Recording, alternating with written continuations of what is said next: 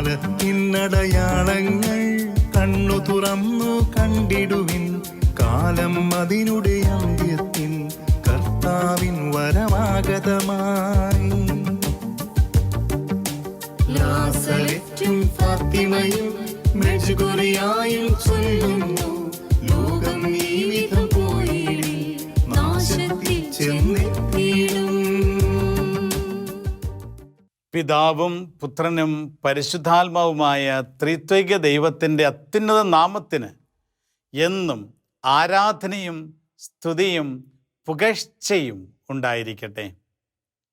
ഷെക്കേന T വിയിലെ എൻ്റെ ഏറ്റവും പ്രിയപ്പെട്ട പ്രേക്ഷകരെ, നിങ്ങളെ ഓരോരുത്തരെയും മറിയം കാലത്തിൻ്റെ അടയാളം എന്ന ഈ പ്രോഗ്രാമിലേക്ക് ഏറ്റവും സ്നേഹത്തോടെ സ്വാഗതം ചെയ്യുന്നു. പരിശുദ്ധ അമ്മ ഫാത്തിമയിൽ 1917 പ്രത്യക്ഷപ്പെട്ട് നൽകിയ സന്ദേശങ്ങളാണ് ഈ ദിവസങ്ങളിൽ നമ്മൾ കണ്ടുകൊണ്ടിരിക്കുക. 1917 ജൂലൈ മാസം 13 പരിശുദ്ധ അമ്മ നൽകിയ വളരെ പ്രധാനപ്പെട്ട സന്ദേശങ്ങളുടെ ചില പ്രസക്ത ഭാഗങ്ങളാണ് കഴിഞ്ഞ എപ്പിസോഡിൽ നമ്മൾ കണ്ടത്. ഈ ദിവസം അമ്മ നൽകിയ സന്ദേശങ്ങളെ 3 രഹസ്യങ്ങളിലായി നമ്മൾ ഉൾക്കൊള്ളിക്കുകയാണ്. അതിൻ്റെ ഒന്നാമത്തെ രഹസ്യമാണ് കഴിഞ്ഞ എപ്പിസോഡിൽ നമ്മൾ കാണുക. ഇന്ന് പരിശുദ്ധ അമ്മയുടെ ഫാത്തിമയിലെ 3ാമത്തെ ദർശനത്തിൽ നൽകിയ 3 രഹസ്യങ്ങളുടെ 2ാമത്തെ രഹസ്യം നമ്മളൊന്ന് മനസ്സിലാക്കുവാൻ പരിശ്രമിക്കുകയാണ്. ഇപ്രകാരം പരിശുദ്ധ അമ്മയുടെ 1ാമത്തെ രഹസ്യം നരക ദർശനമായിരുന്നുവെന്നും നരകത്തിലേക്ക് ആളുകൾ കടന്നു ചെല്ലുന്നത് തടയുവാൻ വേണ്ടിയാണ് പരിശുദ്ധ അമ്മ ഈ ലോകത്ത് പ്രത്യക്ഷപ്പെട്ടിരിക്കുന്നത് എന്നും പാപികളുടെ മാനസാന്തരത്തിന് വേണ്ടി നിരന്തരം പ്രാർത്ഥിക്കണമെന്നും പരിശുദ്ധ അമ്മ കഴിഞ്ഞ എപ്പിസോഡിൽ പറഞ്ഞത് നമ്മൾ മനസ്സിലാക്കുകയുണ്ടായി. പരിശുദ്ധ അമ്മയുടെ ഫാത്തിമയിലെ 2ാമത്തെ രഹസ്യം എന്നുള്ളത് ഈ ലോകത്ത് സംഭവിക്കുവാനിരിക്കുന്ന ചില കാര്യങ്ങളെക്കുറിച്ചാണ്. ആദ്യത്തെ രഹസ്യം നിത്യനാശത്തെക്കുറിച്ചും സ്വർഗത്തിൻ്റെ മനോഹാരിതയെക്കുറിച്ചും നരകത്തിൻ്റെ ഭീകരതയെക്കുറിച്ചുമായിരുന്നുവെങ്കിൽ ഇത് 2ാമത്തെ രഹസ്യം ഈ ലോകത്ത് സംഭവിക്കുവാനിരിക്കുന്ന ചില കാര്യങ്ങളെക്കുറിച്ചാണ്. വളരെ പ്രത്യേകമായി ദൈവം മനുഷ്യൻ്റെ തെറ്റിന് മനുഷ്യനെ ശിക്ഷിക്കുവാനും തിരുത്തുവാനുമായി അയക്കുവാൻ പോകുന്ന ശിക്ഷകളെക്കുറിച്ചാണ് ഈ 2ാമത്തെ രഹസ്യം കൂടുതലായി പ്രതിപാദിക്കുക. ആദ്യം തന്നെ 1ാമത്തെ രഹസ്യം വെളിപ്പെടുത്തി കഴിഞ്ഞപ്പോൾ നരകത്തിൻ്റെ ഭീകരത കണ്ട് അമ്പരന്ന് പേടിച്ച് ഭയന്ന് വിറച്ച് നിന്ന ഈ കുഞ്ഞുങ്ങൾ പരിശുദ്ധ അമ്മയുടെ നേരെ നോക്കി സഹായത്തിനായി യാചിച്ചു. അവർക്ക് അനങ്ങാൻ പറ്റുന്നില്ല, അത്രമാത്രം ഭീകരമായിരുന്നു ഈ ദർശനം. പരിശുദ്ധ അമ്മ ആ സമയത്ത് ഇവർ വളരെ ദയോടുകൂടിയുള്ള അമ്മയുടെ അടുത്ത് നിന്ന് അമ്മയുടെ സഹായത്തിന് വേണ്ടി യാചിച്ചപ്പോൾ പരിശുദ്ധ അമ്മ ഒത്തിരി സ്നേഹത്തോടെ അവരെ നോക്കുകയും അവരോട് ഇപ്രകാരം പറയുകയും ചെയ്തു, നിങ്ങൾ ഭയപ്പെടേണ്ട. ഈ സ്ഥലത്ത് എപ്രകാരമാണ് ദൈവനിഷേധികളും പാപികളുമായ മക്കൾ കടന്നു വരുന്നത് എന്നും ഇവിടെ കടന്നു വന്നു കഴിഞ്ഞാൽ അവരുടെ അവസ്ഥ എന്തായിരിക്കുമെന്നും നിങ്ങൾക്ക് മനസ്സിലാക്കുകയുണ്ടായി. നിങ്ങളത് കണ്ടു കഴിഞ്ഞു. ഇനി നിങ്ങൾ ഈ ഭീകരതയോർത്ത് വിഷമിക്കേണ്ട. കാരണം ആത്മാക്കൾ ഈ സ്ഥലത്തേക്ക് കടന്ന് വരാതിരിക്കുന്നതിന് വേണ്ടി, അത് തടയുന്നതിന് വേണ്ടി സ്വർഗം എൻ്റെ നിർമ്മല ഹൃദയത്തോടുള്ള ഭക്തി ഈ ലോകത്ത് പ്രചരിപ്പിക്കുവാൻ തീരുമാനിച്ചിരിക്കുകയാണ്. അതുകൊണ്ട് ഈ ലോകത്ത് എൻ്റെ നിർമ്മല ഹൃദയത്തോടുള്ള ഭക്തി പ്രചരിച്ചു കഴിഞ്ഞാൽ, നിങ്ങൾ എൻ്റെ വിമല ഹൃദയത്തിന് പ്രതിഷ്ഠിതരായി പ്രാർത്ഥിച്ചു കഴിഞ്ഞാൽ, ഈശോയ്ക്ക് നിങ്ങളെല്ലാം ഞാൻ സമർപ്പിക്കുകയും പാപ സാഹചര്യങ്ങളിൽ നിന്ന് രക്ഷപ്പെടുവാൻ നിങ്ങൾക്ക് സാധിക്കുകയും ചെയ്യും. അതുകൊണ്ട് എൻ്റെ നിർമ്മല ഹൃദയത്തോടുള്ള ഭക്തി ഈ ലോകത്ത് പ്രചരിപ്പിക്കുവാൻ നിങ്ങൾ പരിശ്രമിക്കണമെന്ന് കൂടി പരിശുദ്ധ അമ്മ ഈ കുഞ്ഞുങ്ങൾക്ക് നിർദ്ദേശം നൽകുകയാണ്. അതോടൊപ്പം തന്നെ പരിശുദ്ധ അമ്മ ആ നരകത്തിൻ്റെ ഭീകരതയിൽ നിന്ന് ഇവരെ പുറത്തു കൊണ്ടുവന്ന് കുഞ്ഞുങ്ങളെ ശക്തിപ്പെടുത്തി ആശ്വസിപ്പിക്കുകയും ചെയ്തു. അതോടൊപ്പം പരിശുദ്ധ അമ്മ ഇപ്രകാരം കൂട്ടിച്ചേർത്തു, ഞാൻ നിങ്ങളോട് പറയുന്ന ഈ കാര്യങ്ങളൊക്കെ നിങ്ങൾ ലോകത്തിന് വെളിപ്പെടുത്തണം. നിങ്ങളിലൂടെ വലിയ കാര്യങ്ങളാണ് ഈ ലോകത്ത് ഞാൻ വെളിപ്പെടുത്തി കൊടുക്കാൻ പോകുന്നത്. അതുകൊണ്ട് നിങ്ങൾ വെളിപ്പെടുത്തണം. ഇനി നിങ്ങൾ പ്രത്യേകം പറയണം, ഞാൻ പറയുന്ന ഈ കാര്യങ്ങൾ ഓരോരുത്തരും ഏറ്റെടുത്ത് പ്രവർത്തിച്ചാൽ അനേക ആത്മാക്കൾ രക്ഷപ്പെടും. ഇന്ന് നിത്യശിക്ഷയുടെ പാതയിലൂടെ നീങ്ങിക്കൊണ്ടിരിക്കുന്ന അനേക ആത്മാക്കൾ എൻ്റെ ഈ സന്ദേശങ്ങൾ കേട്ട് അത് ഗൗരവമായി എടുത്താൽ അവരെ നിത്യരക്ഷയിലേക്ക് നയിക്കുവാനായിട്ട് എനിക്ക് സാധിക്കും. അതോടൊപ്പം തന്നെ ലോകത്ത് സമാധാനം സ്ഥാപിക്കപ്പെടും. അതോടൊപ്പം തന്നെ ഈ ലോകത്തെ തകർത്തുകൊണ്ടിരിക്കുന്ന തിന്മയുടെ ശക്തികൾ തകർന്നു പോകും. ഞാൻ നൽകുന്ന സന്ദേശങ്ങൾ നിങ്ങൾ സീരിയസ് ആയിട്ട് എടുക്കണം. പ്രിയമുള്ളവരെ, പരിശുദ്ധ അമ്മയുടെ ഈ നിർദ്ദേശങ്ങളൊക്കെ ഈ കുഞ്ഞുങ്ങളുടെ മനസ്സിൽ വലിയ സ്വാധീനം ചെലുത്തി. അതോടൊപ്പം പരിശുദ്ധ അമ്മ മറ്റൊരു സന്ദേശം കൂടെ മക്കൾക്ക് നൽകി.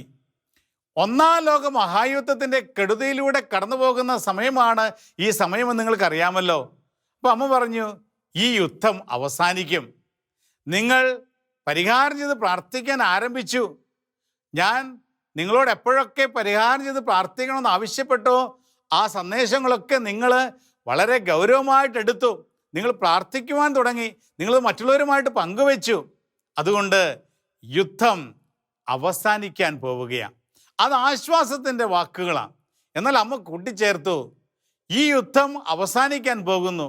എന്നാൽ മക്കളെ, ദൈവത്തെ വേദനിപ്പിക്കുന്നതിൽ നിന്ന് ഈ ലോകത്തുള്ള മനുഷ്യൻ പിന്തിരിഞ്ഞില്ലെങ്കിൽ, ഇപ്പോഴത്തെ അവസ്ഥയിൽ നിന്ന് മനുഷ്യൻ മാറി ചിന്തിക്കാൻ തുടങ്ങിയില്ലെങ്കിൽ, ഇനിയും പാപത്തിൻ്റെ സുഖങ്ങളെ കെട്ടിപ്പിടിച്ച് ജീവിക്കുന്നതിൽ നിന്ന് മനുഷ്യൻ മാറി പാപത്തെ വെറുത്തും പുണ്യത്തെ സ്നേഹിച്ചും ജീവിക്കുവാൻ തുടങ്ങിയില്ലെങ്കിൽ, 11-ാം പീയൂസ് മാർപ്പാപ്പയുടെ സമയത്ത് മറ്റൊരു യുദ്ധം പൊട്ടിപ്പുറപ്പെടുമെന്ന് പരിശുദ്ധയമ്മ 1917 പ്രവചിക്കുകയാണ്.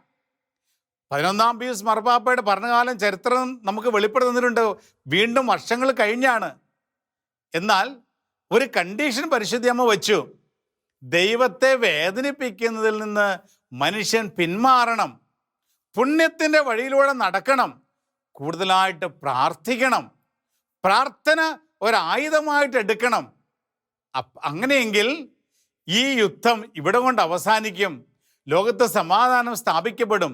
ഇനി ഇല്ല, മനുഷ്യൻ വീണ്ടും പാപത്തിൻ്റെ സുഖങ്ങൾക്ക് പുറകെ പോയാൽ ഈ ലോകത്ത് അമ്മ ആരുടെ ഭരണകാലത്താണെന്ന് പോലും വെളിപ്പെടുത്തി. പീയൂസ് 11-ാമൻ മാർപ്പാപ്പയുടെ കാലത്ത് ഇതിലും വഷളായ ഒരു യുദ്ധം പൊട്ടിപ്പുറപ്പെടും. പ്രിയമുള്ള സഹോദരങ്ങളെ, അത് 2-ാം ലോക മഹായുദ്ധത്തെക്കുറിച്ചുള്ള ഒരു പ്രവചനമായിരുന്നുവെന്ന് നമുക്കറിയാം. 2-ാം ലോക മഹായുദ്ധത്തെക്കുറിച്ചുള്ള പ്രവചനമാണ്. അതാണ് ഈ പീയൂസ് 11-ാമൻ മാർപ്പാപ്പയുടെ കാലത്താണല്ലോ ഇത് ആരംഭിക്കുക. അടുത്തതായിട്ട് പരിശുദ്ധ അമ്മ വ്യക്തമായ മറ്റൊരടയാളം കൂടി അവർക്ക് നൽകുകയാണ്. അജ്ഞാതമായ ഒരു പ്രകാശത്താൽ രാത്രി പ്രകാശിതമാകുന്നത് നിങ്ങൾ കാണുന്നതായിരിക്കും. ഈ ലോകത്തെ ദൈവം ശിക്ഷിക്കാൻ പോകുന്നു എന്നതിൻ്റെ അടയാളം.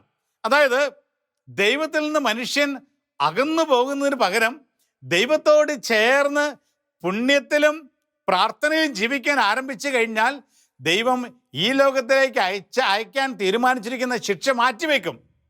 ഇനി ദൈവത്തിൽ നിന്ന് അകലുന്നതിൽ നിന്ന് മനുഷ്യൻ മാറി നിന്ന് ദൈവത്തോട് അടുക്കാതെ അകന്നുപോയാൽ വീണ്ടും ഒരു യുദ്ധവും ക്ലേശവും ദുരിതവും ലോകത്ത് അവർ അനുഭവിക്കേണ്ടി വരും. അതിനൊരു അടയാളമാണ് പരിശുദ്ധ പറഞ്ഞു കൊടുക്കുന്നത്. അജ്ഞാതമായ ഒരു വെളിച്ചത്താൽ രാത്രി പ്രകാശിതമാകുന്നത് നിങ്ങൾ കാണുമ്പോൾ തിരിച്ചറിയുക, ഇത് ദൈവം ലോകത്തെ ശിക്ഷിക്കാൻ പോകുന്നു എന്നതിൻ്റെ ഒരടയാളമാണ് എന്ന്. പ്രിയമുള്ള സഹോദരങ്ങളെ, ചരിത്രം പരിശോധിക്കുമ്പോൾ ഈ പ്രകാരമുള്ള ഒരു സംഭവം 1938 ജനുവരി മാസം 25 യൂറോപ്പ് മുഴുവനും പ്രകാശത്താൽ പൂരിതമായി. അജ്ഞാതമായ ഒരു വെളിച്ചത്താൽ രാത്രി 8:15 മുതൽ രാവിലെ പലകാലം 1:15 വരെ യൂറോപ്പിലെ രാത്രി പ്രകാശിച്ചു കൊണ്ടേയിരുന്നു എന്നാണ് ചരിത്രത്തിൽ കാണാൻ സാധിക്കുക. ശാസ്ത്രജ്ഞന്മാർ അതിനെ ഉത്തര ധ്രുവ ദീപ്തി എന്ന മനോഹരമായ ഒരു പേരിട്ട് വിളിക്കുന്നുണ്ട്. ഉത്തര ധ്രുവ ദീപ്തി. ഇത് കണ്ട ലൂസി, അന്ന് സിസ്റ്റർ ലൂസി, ഇന്ന് ഇതൊരു മഹാ അടയാളമായി മനസ്സിലാക്കുകയും പരിശുദ്ധ അമ്മ 1917 നൽകിയ ആ ഒരു പ്രവചനത്തിൻ്റെ പൂർത്തീകരണമാണ് ഇതെന്ന് തിരിച്ചറിയുകയും ചെയ്തു. അപ്പോൾ ലൂസി പറഞ്ഞു, വീണ്ടും ദൈവം ലോകത്തെ യുദ്ധമയച്ച് ശിക്ഷിക്കാനായിട്ട് പോകുന്നു. അതിൻ്റെ പിന്നീട് സംഭവിച്ച കാര്യം നമുക്കറിയാമല്ലോ. 1939 വീണ്ടും 2ാം ലോക മഹായുദ്ധം ലോകത്ത് പൊട്ടിപ്പുറപ്പെട്ടു.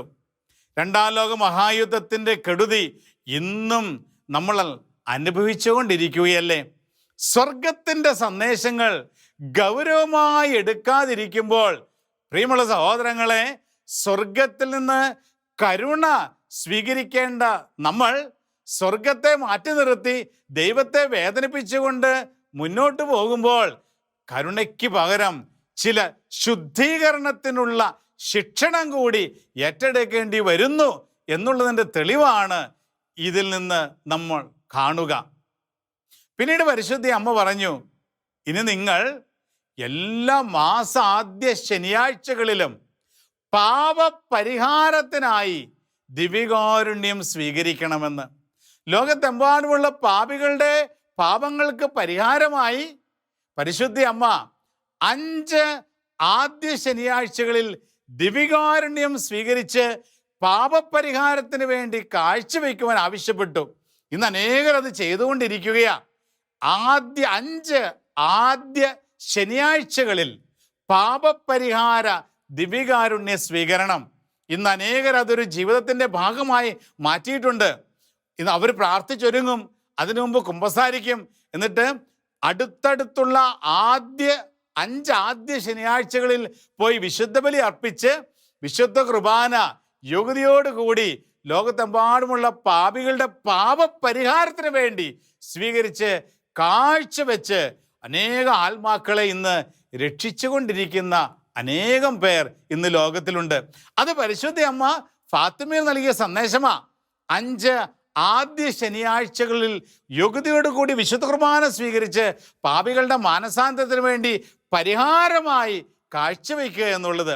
പ്രിയമുള്ള സഹോദരങ്ങളെ, ഇതൊക്കെ നമുക്ക് ഓരോരുത്തർക്കും നിഷ്പ്രയാസം ഏറ്റെടുക്കാൻ സാധിക്കുന്ന കാര്യമാണല്ലോ. പരിശുദ്ധ അമ്മ ഫാത്തിമ നൽകിയ സന്ദേശം 5 ആദ്യ ശനിയാഴ്ചകൾ കൂടെ എത്ര ആദ്യ ശനിയാഴ്ചകളിലൂടെ നമ്മൾ കടന്നു പോകുന്നുണ്ട്. നമ്മൾ കണ്ടിന്യൂസ് ആയിട്ട് തുടർച്ചയായി 5 ആദ്യ ശനിയാഴ്ചകളിൽ നമ്മൾ ഒരുങ്ങി വിശുദ്ധ കുർബാന പാപികളുടെ മാനസാന്തരത്തിന് വേണ്ടി പാപപരിഹാരത്തിന് വേണ്ടി സ്വീകരിച്ച് കാഴ്ചവെക്കുമ്പോൾ ലോകം അനുഗ്രഹിക്കപ്പെടുകയാണെന്നും പാപികൾ മാനസാന്തരപ്പെടുകയാണെന്നും നരകത്തിലേക്ക് മനുഷ്യൻ പോകുന്നത് നമ്മൾ തടയുകയാണ് എന്നും ഉള്ള ഒരു തിരിച്ചറിവ് കൂടിയാ ഈ സന്ദേശങ്ങളിൽ നിന്ന് നമുക്ക് ലഭിക്കുക.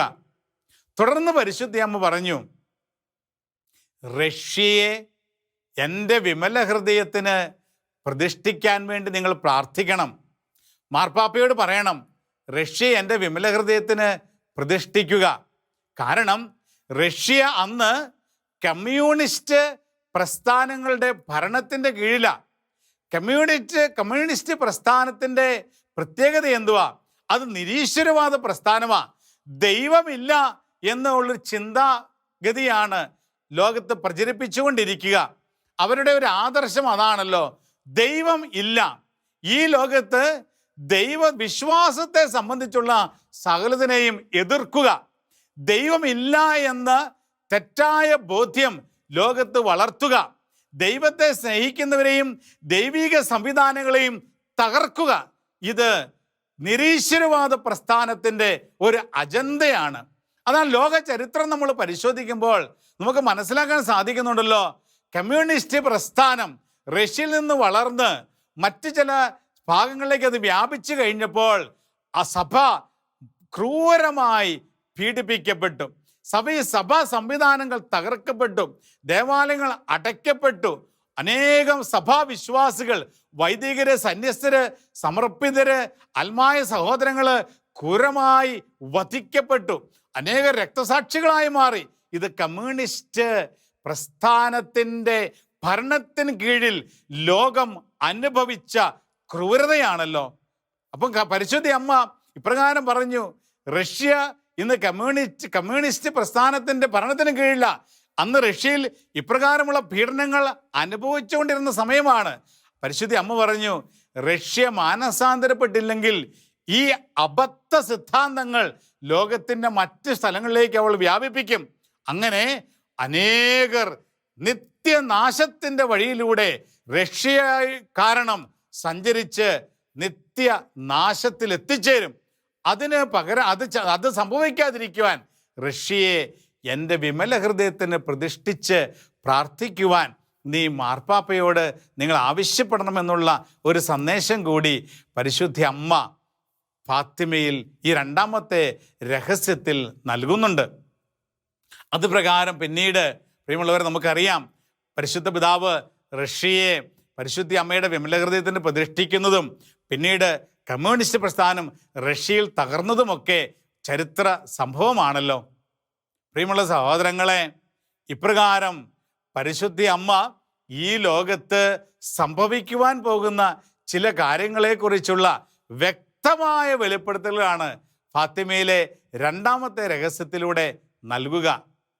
പിന്നീട് ഇന്ന് നമ്മൾ ഓരോരുത്തരും നമ്മുടെ ഹൃദയങ്ങളിൽ സൂക്ഷിച്ചിരിക്കുന്ന വളരെ പ്രധാനപ്പെട്ട ഒരു പ്രാർത്ഥന പരിശുദ്ധ അമ്മ ഈ മക്കളെ പഠിപ്പിച്ചു. അമ്മ പറഞ്ഞു, നിങ്ങൾ ജപമാല ചെല്ലുമ്പോൾ, കൊന്ത ചെല്ലുമ്പോൾ, ഓരോ രഹസ്യങ്ങളും കഴിയുമ്പോൾ ഈ പ്രാർത്ഥന ചൊല്ലി പ്രാർത്ഥിക്കണം.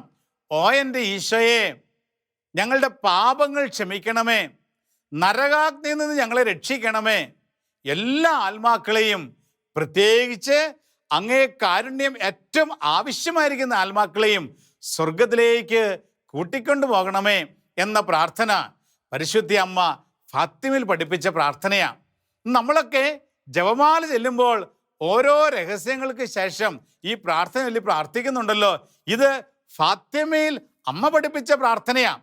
നമ്മൾ ഓരോ ജപമാലയുടെ രഹസ്യങ്ങൾക്ക് ശേഷവും ഈ പ്രാർത്ഥന ചൊല്ലി പ്രാർത്ഥിക്കുമ്പോൾ സ്വർഗം സന്തോഷിക്കുക. കാരണം പരിശുദ്ധ അമ്മയുടെ ഫാത്തിമ സന്ദേശം നമ്മൾ ഏറ്റെടുത്ത് അവിടെ പ്രാവർത്തികമാക്കുകയാണ്. അത് അമ്മ കൂട്ടിച്ചേർത്ത് ഇപ്രകാരമാണ്, നമ്മൾ ഈശോയോട് നഷ്ടപ്പെട്ടു പോകുന്ന ആത്മാക്കൾക്ക് വേണ്ടി പ്രാർത്ഥിക്കണം. ഓ എൻ്റെ ഈശോയെ, ഞങ്ങളുടെ പാപങ്ങൾ ക്ഷമിക്കണമേ എന്ന് നമ്മൾ പ്രാർത്ഥിക്കുമ്പോൾ എൻ്റെ പാപം ക്ഷമിക്കണം എന്നല്ല നമ്മൾ പ്രാർത്ഥിക്കുക. ലോകത്തെമ്പാടുമുള്ള സകല പാപികളുടെയും പാപങ്ങൾ ക്ഷമിക്കണമേ എന്ന് നമ്മൾ പ്രാർത്ഥിക്കുകയാണ്. ഓ എൻ്റെ ഈശോയെ, ഞങ്ങളുടെ പാപങ്ങൾ ക്ഷമിക്കണമേ, നരകാഗ്നിയിൽ നിന്ന് ഞങ്ങളെ രക്ഷിക്കണമേ.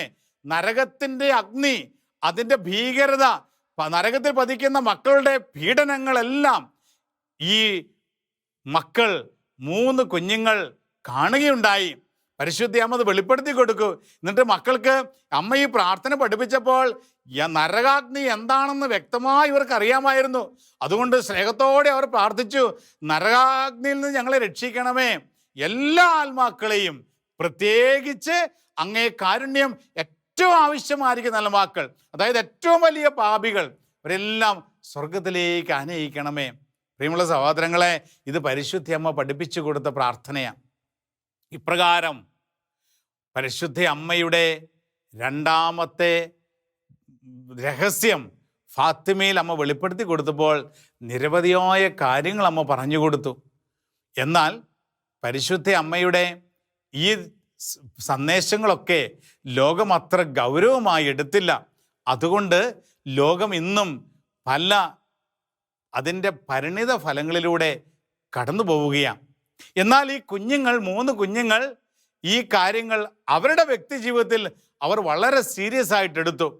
പിന്നീട് ഈ 3 കുഞ്ഞുങ്ങളുടെ ജീവിതം നമ്മൾ പരിശോധിക്കുമ്പോൾ നമ്മൾ മനസ്സിലാക്കുന്ന ഇപ്രകാരമാണ്. നരകത്തെക്കുറിച്ചുള്ള ആ ദർശനം ഇവരുടെ ജീവിതത്തിൽ വലിയ മാറ്റങ്ങൾ ഉളവാക്കി. നമ്മൾ മനസ്സിലാക്കണം, ഈ 3 കുഞ്ഞുങ്ങളും അത്യാവശ്യം വിശ്വാസമൊക്കെ ഉണ്ടായിരുന്ന കുഞ്ഞുങ്ങളാണ്. പരിശുദ്ധ അമ്മ മെയ് മാസത്തിൽ പ്രത്യക്ഷപ്പെടാൻ തുടങ്ങിയതിന് ശേഷം അവരുടെ ജീവിതത്തിൽ തീക്ഷ്ണമായ ഒരു ആത്മീയ അനുഭവത്തിലേക്ക് അവർ കടന്നു വരാൻ തുടങ്ങി. എന്നാൽ ജൂലൈ മാസത്തെ നരക ദർശനത്തിന് ശേഷം വളരെ വലിയ മാറ്റങ്ങളാണ് അവരുടെ ജീവിതത്തിൽ സംഭവിച്ചത്. ഈ 3 കുഞ്ഞുങ്ങളും ഈ ലോകത്തിൻ്റെ സുഖങ്ങളൊന്നും ഇനി തങ്ങൾക്ക് വേണ്ട എന്ന് തീരുമാനിക്കുകയാണ്. അതിനൊരു കാരണമുണ്ട്. ഒരാത്മാവ് പോലും നരകത്തിലേക്ക് വരാൻ പാടില്ല. അതുകൊണ്ട് തങ്ങളാലാവുന്നത് മുഴുവനും ആത്മാക്കൾ നരകത്തിലെത്തുന്നത് തടയുവാനായി തങ്ങൾ ചെയ്യുമെന്ന് തീരുമാനിച്ചുകൊണ്ട് അവർ പരിത്യാഗത്തിൻ്റെയും പരിഹാരത്തിൻ്റെയും ഒരു ജീവിതം ആരംഭിക്കുകയാണ്. ഈ ലോകത്ത് അനുവദിക്കപ്പെട്ടിരിക്കുന്ന സന്തോഷങ്ങളൊക്കെ അവർ മാറ്റിവെച്ചു. കാരണം അവർ പറഞ്ഞു, ഇനി എത്ര നാൾ ജീവിച്ചാലും ഒരാത്മാവ് പോലും നരകത്തിൽ പതിക്കാൻ അനുവദിക്കില്ല. അതുകൊണ്ട് ഞങ്ങൾ ത്യാഗം ചെയ്യും, ഞങ്ങൾ പരിഹാരം ചെയ്ത് ആത്മാക്കളെ രക്ഷിക്കും എന്ന തീരുമാനത്തിൽ അവർ മുന്നോട്ട് പോവുകയാണ്. ജസീന്ത നമുക്കറിയാമല്ലോ, 7 വയസ്സ് മാത്രം പ്രായമുള്ള ഒരു കുഞ്ഞാണ്. അവൾ വളരെ ശക്തമായിട്ട് തീരുമാനിച്ചു പാപികളുടെ മാനസാന്തരത്തിന് വേണ്ടി അന്നു മുതൽ ജീവിക്കണമെന്ന്. ആ കൊച്ചു പ്രായത്തിൽ തന്നെ ജസീന്ത എപ്പോഴൊക്കെ ഈ നരകദർശനത്തിൻ്റെ ഒരു ചിന്ത മനസ്സിലേക്ക് കടന്നു വന്നോ അപ്പോഴൊക്കെ അവൾ മുട്ടുകുത്തി പരിശുദ്ധ അമ്മ പഠിപ്പിച്ച ഈ പ്രാർത്ഥന, ഓ എൻ്റെ ഈശോയെ, ഞങ്ങളുടെ പാപങ്ങൾ ക്ഷമിക്കണമേ, നരകാന്ന് ഞങ്ങൾ രക്ഷിക്കണമേ, എല്ലാ ആത്മാക്കളെയും പ്രത്യേകിച്ച് അങ്ങേ കാരുണ്യം ഏറ്റവും ആവശ്യമായ ആത്മാക്കളെയും സ്വർഗത്തിലേക്ക് ആനയിക്കണമേ എന്ന പ്രാർത്ഥന നിരവധി തവണ അവൾ പ്രാർത്ഥിച്ചുകൊണ്ടേയിരുന്നു. ഈ പ്രാർത്ഥന നിരവധി തവണ പ്രാർത്ഥിക്കുവാനായി അവൾ ജസീന്തയെയും ലൂസിയെയും പ്രത്യേകം പ്രേരിപ്പിക്കുകയും ചെയ്തു. അങ്ങനെ അവൾ ഒരു ജീവിത മിഷനായിട്ട് ആത്മാക്കളെ രക്ഷിക്കുവാനുള്ള തീരുമാനമെടുത്തു. അതോടൊപ്പം തന്നെ ജസീന്ത മറ്റു പല ത്യാഗങ്ങളും ചെയ്യുവാൻ തുടങ്ങി. അവൾ പരിത്യാഗം ചെയ്യാൻ തുടങ്ങി. പലതും അർഹതപ്പെട്ട പലതും മാറ്റിവെച്ചുകൊണ്ട് ഇനി ആത്മാക്കളുടെ രക്ഷയ്ക്ക് വേണ്ടിയുള്ള ഒരു ജീവിതമായിരിക്കും എൻ്റെ ജീവിതമെന്ന് ആ കൊച്ചു പ്രായത്തിൽ ആ കുഞ്ഞ് തീരുമാനിക്കുകയാണ്. പ്രിയമുള്ള സഹോദരങ്ങളെ, എന്ത് വലിയ മാതൃകയാണ് ഇന്ന് ഈ ജസീന്തയിലൂടെയും ലൂസിയിലൂടെയും ഫ്രാൻസിസ്കോയിലൂടെയും ഈ ലോകത്തിന് ലഭിക്കുക. കൊച്ചു കുഞ്ഞുങ്ങൾക്ക് പോലും ആത്മാക്കളെ നേടാൻ സാധിക്കും എന്ന ഒരു തിരിച്ചറിവ് ഇവരുടെ ജീവിതത്തിലൂടെ ദൈവം നമുക്ക് നൽകുകയാണ്. ഇനി ഫ്രാൻസിസ്കോ, അവൻ 9 വയസ്സ് പ്രായമേ ഉള്ളൂ. അവനെന്താ ചെയ്തത്? ഈ ദർശനത്തിന് ശേഷം ദിവ്യകാരുണ്യത്തോട്, വിശുദ്ധ കുർബാനയോട് ആഴമായ ഒരു സ്നേഹം അവൻ രൂപപ്പെടുത്തിയെടുത്തു. അവൻ വിശുദ്ധ കുർബാനയ്ക്ക് ഓടിച്ചെല്ലും. വിശുദ്ധ കുർബാന ആരാധിക്കുന്ന സ്ഥലങ്ങൾ അവൻ പോകും. ദിവ്യകാരുണ്യം കെട്ടിപ്പിടിച്ചവൻ ഇരിക്കും. അവൻ പറയുന്നത് ഇപ്രകാരമാ: അടഞ്ഞു കിടക്കുന്ന ദേവാലയത്തിലെ സക്രാരിയിൽ ഒറ്റയ്ക്കിരിക്കുന്ന, ഏകനായിരിക്കുന്ന എൻ്റെ ഈശോയ്ക്ക് കമ്പനി കൊടുക്കാനായിട്ട് ഞാൻ ഈശോയുടെ അടുത്ത് പോകുന്നതെന്ന്. അങ്ങനെ അടഞ്ഞു കിടക്കുന്ന ദേവാലയത്തിലെ സക്രാരിലേക്ക് അവൻ പോകും. സക്രാരി അടുത്ത് പോയിട്ട് അവൻ ഇരിക്കും. എന്നിട്ട് ഈശോയെ, അങ്ങ് തനിച്ചിരിക്കുകയാണല്ലോ, അങ്ങ് ഒറ്റയ്ക്കിരിക്കുകയാണല്ലോ, ആരുമില്ലല്ലോ കമ്പനി തരാൻ, ഇതാ ഞാൻ നിനക്ക് കമ്പനിയായി വന്നിരിക്കുന്നു എന്ന് പറഞ്ഞ് അവന് സാധിക്കുന്ന സമയങ്ങളിലൊക്കെ ദേവാലയത്തിൽ പോയി സക്രാരിയുടെ മുമ്പിലിരുന്ന് ഈശോയുമായിട്ട് സംസാരിച്ചു കൊണ്ടിരുന്നു.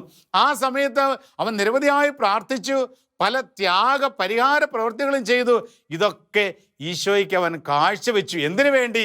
ലോകത്തെമ്പാടുള്ള പാപികളുടെ മാനസാന്തരത്തിന് വേണ്ടി, ആത്മാക്കൾ ഇനി നഷ്ടപ്പെട്ട് നരകത്തിൽ എത്താതിരിക്കുന്നതിന് വേണ്ടി അവൻ്റെ ജീവിതം സക്രാരിക്ക് മുമ്പിൽ, ദിവ്യകാരുണ്യ ഈശോയ്ക്ക് മുമ്പിൽ അവൻ കാഴ്ചവെച്ചു.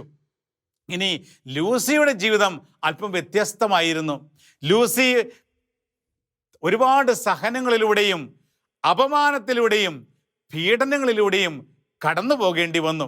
ലൂസി ചില വീട്ടിൽ നിന്ന് പോലും പീഡനങ്ങൾ ഏൽക്കേണ്ടി വന്നു. ചൂലുകൊണ്ട് അവളെ അടിച്ചു.